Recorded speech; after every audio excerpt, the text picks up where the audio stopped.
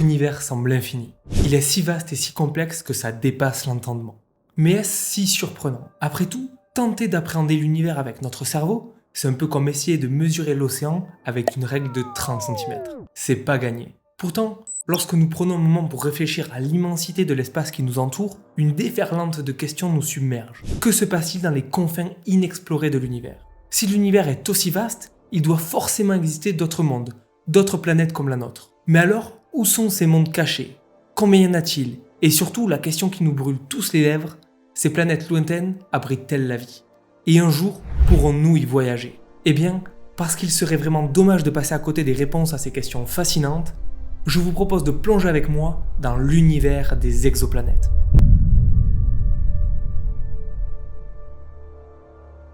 Alors c'est quoi une exoplanète? C'est une planète en dehors du système solaire, une planète qui gravite autour d'une autre étoile que la nôtre. Aujourd'hui, les exoplanètes sont un peu les stars des journaux sensationnalistes qui aiment agiter des promesses de découverte de vie extraterrestre. Mais alors que leur existence nous paraît presque banale, il faut se rappeler que leur découverte, au sens où on les a véritablement détectées, est assez récente. Alors oui, les scientifiques avaient déjà des soupçons depuis le milieu du XXe siècle, mais ce n'est qu'en 1995 qu'ils ont vraiment mis le doigt dessus, il y a à peine 30 ans. Et tenez-vous bien, cette première découverte, signée Michel Mayor et Didier Queloz, s'est faite non pas aux États-Unis comme on pourrait s'y attendre, mais ici, chez nous, en France.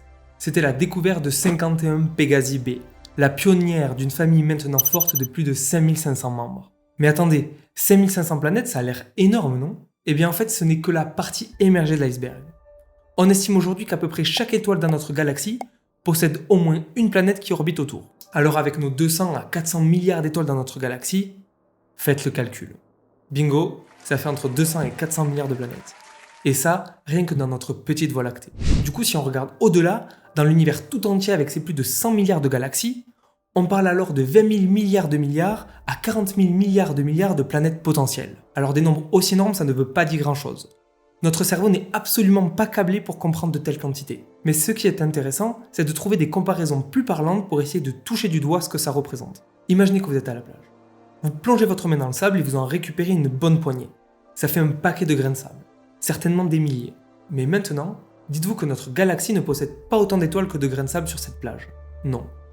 Elle en possède autant que le nombre de grains de sable sur toutes les plages de la planète. Imaginez que pour chacun de ces grains de sable, il existe un petit monde associé. Certes, ce monde pourrait être radicalement différent du nôtre, fait de feu ou de glace, recouvert d'une atmosphère toxique ou plus aride que le Sahara. Mais quand même, on ne m'enlèvera pas de l'idée qu'avec cette quantité de grains, il y en a forcément un qui doit ressembler au nôtre. Et qui sait, peut-être qu'il y en a même un qui abrite des cousins. Mais ça, on en reparle tout à l'heure. Mais attendez, s'il y a autant de planètes, pourquoi les avons-nous découvertes si tard? Et pourquoi en avons-nous trouvé si peu? En fait, la réponse est assez simple. Ces exoplanètes ne brillent pas par elles-mêmes, du moins pas dans le spectre visible, ce qui rend leur observation directe extrêmement difficile. C'est un peu comme essayer de repérer une ombre dans la nuit. Du coup, si on a déjà du mal à les observer, autant vous dire qu'on est bien loin de pouvoir photographier leur surface. Ce qui veut dire que toutes les photos, toutes les images d'exoplanètes que vous voyez passer dans les journaux ou sur internet sont en fait des vues d'artistes. En fait, regarder une photo d'exoplanète et s'imaginer qu'elle représente la réalité, c'est comme regarder Jurassic Park en imaginant que c'est un véritable T-Rex qui est filmé. Ça serait quand même fou qu'il y en ait un qui pensait que c'était un vrai T-Rex.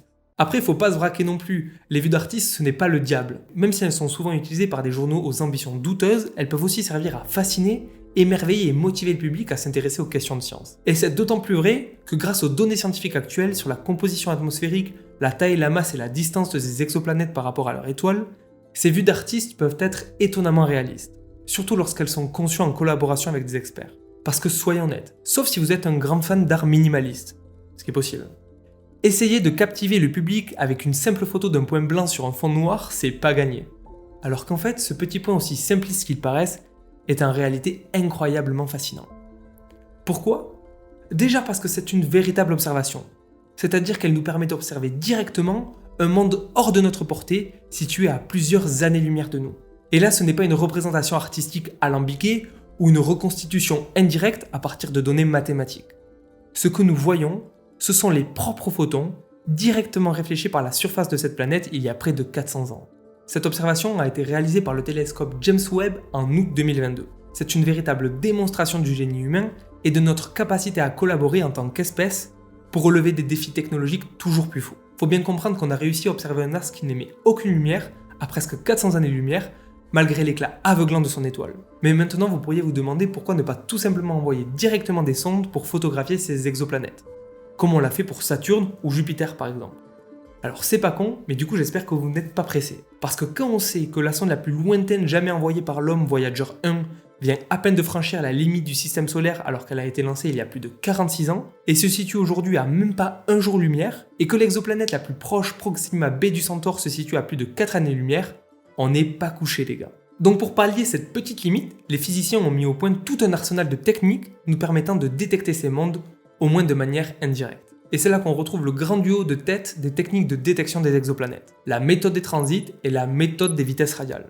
Il en existe d'autres, notamment par astrométrie ou par l'utilisation de lentilles gravitationnelles, mais elles sont anecdotiques par rapport aux deux premières. Et si je vous parle de ces techniques, c'est parce que c'est important pour la suite. La première méthode, c'est la méthode des vitesses radiales. C'est une méthode plutôt sexy, qui repose à la fois sur l'interaction gravitationnelle entre une étoile et sa planète, et sur l'effet Doppler. Pour comprendre cette méthode, il faut avoir en tête que même si une étoile, de par sa grande masse, domine l'interaction gravitationnelle, la planète exerce en retour une force plus subtile, faisant légèrement osciller l'étoile.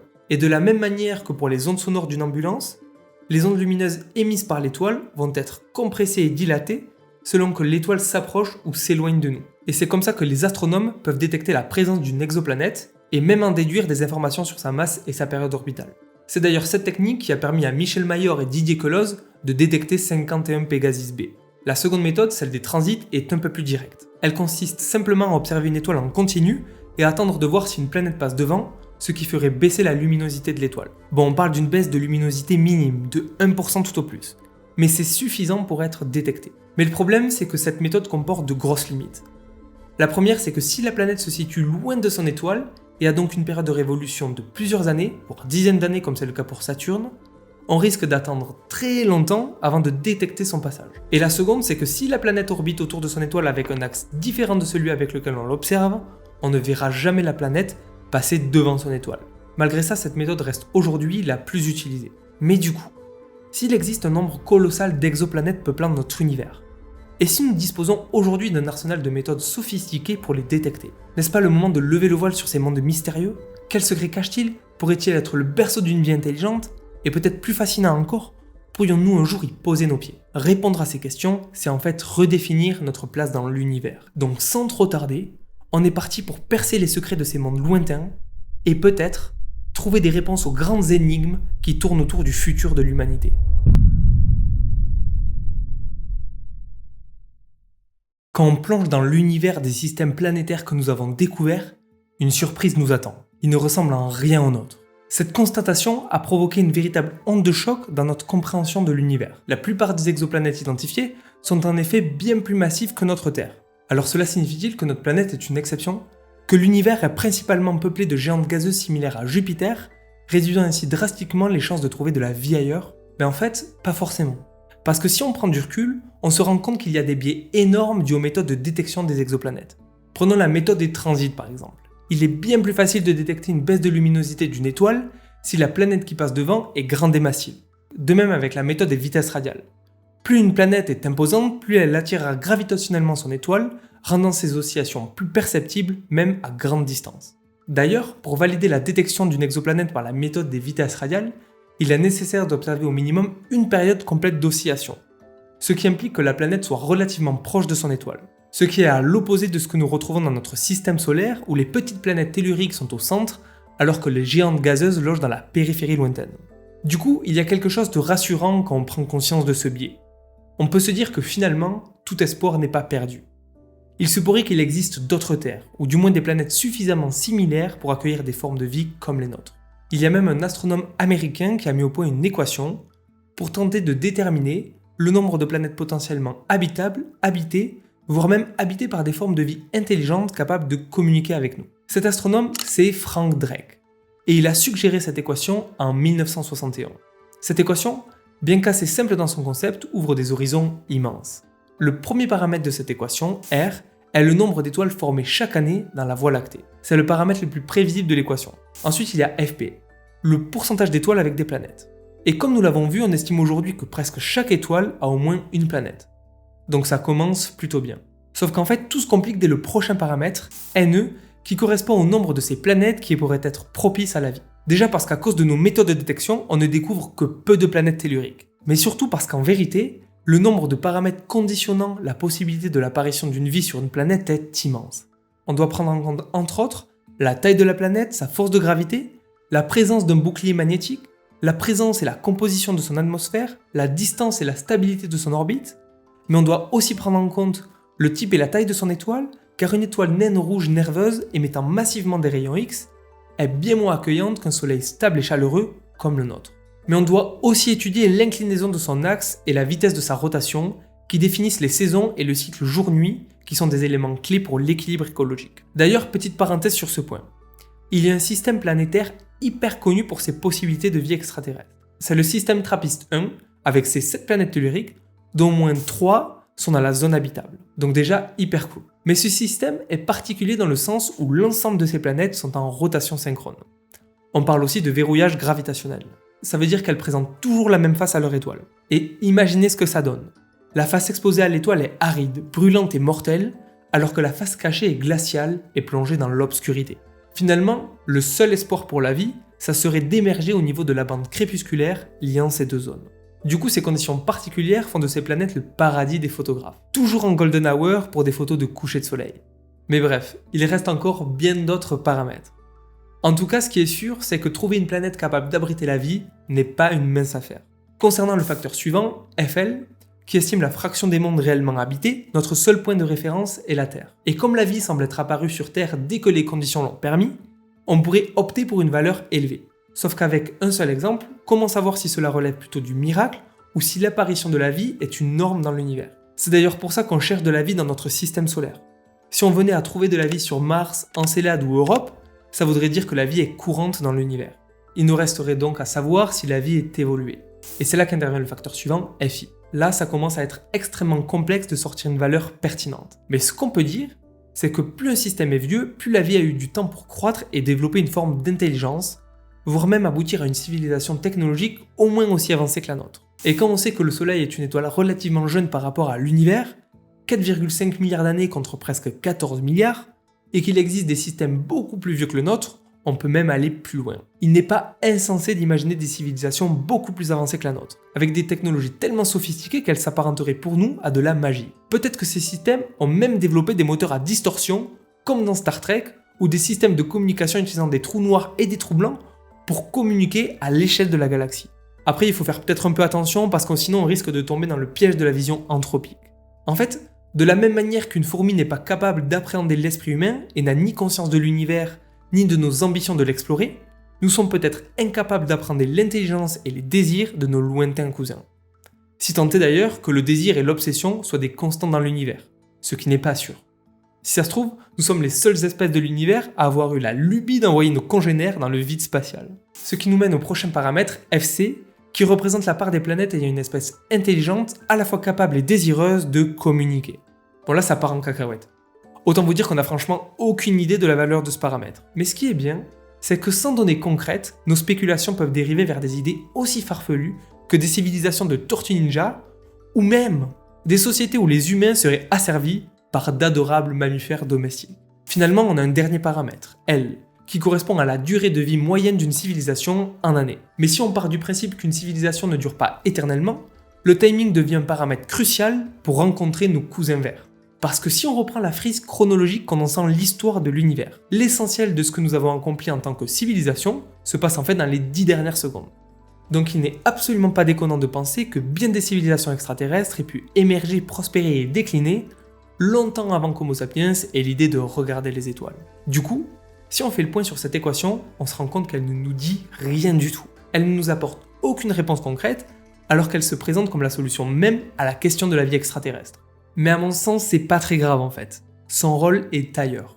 Elle a au moins le mérite de montrer qu'une question semblant relever de la science-fiction peut être abordée de façon scientifique.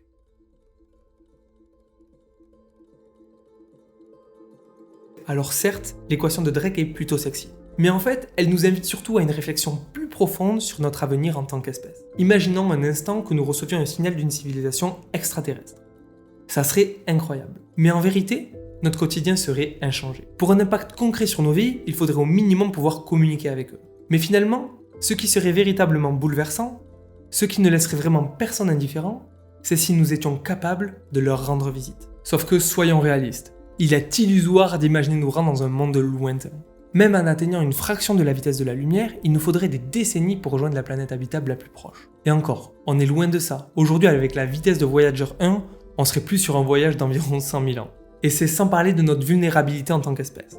Parce que science-fiction, même si nous parvenions à nous y rendre par je ne sais quel moyen, déjà que pour notre monde, celui qui a façonné notre évolution pendant des millions d'années, un changement d'à peine 2 degrés est en train de tout bouleverser, il paraît un peu présomptueux de penser survivre dans un environnement autrement plus radical que le nôtre. Alors restons prudents dans nos fantasmes de colonisation.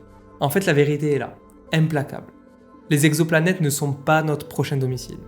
C'est un rêve fascinant, mais il nous détourne de notre réalité immédiate. Notre Terre est le seul, l'unique foyer de l'humanité et il demande toute notre attention. Nous voguons seuls sur ce petit radeau cosmique dans un univers immense, froid, hostile et indifférent. Donc plutôt que de fabuler sur de potentiels voyages galactiques nous demandant plus d'énergie qu'en a notre étoile, nous ferions mieux de nous recentrer sur notre maison et tout faire pour la préserver au maximum. La science, en répondant à ces questions existentielles, nous aide à repenser notre place dans l'univers. Changer de perspective peut transformer notre façon d'aborder notre environnement et nos responsabilités envers lui. Ainsi, en prenant conscience de la fragilité de notre monde, en prenant conscience qu'il n'existe pas de solution alternative, nous pouvons adapter nos décisions et mettre en place de nouveaux comportements pour éviter le naufrage précoce de l'humanité. Et d'ailleurs, en parlant de naufrage précoce, je vous invite à aller voir ma vidéo sur les éruptions solaires. On parle des conséquences potentiellement dramatiques pour l'humanité de ces phénomènes stellaires encore peu connus du grand public.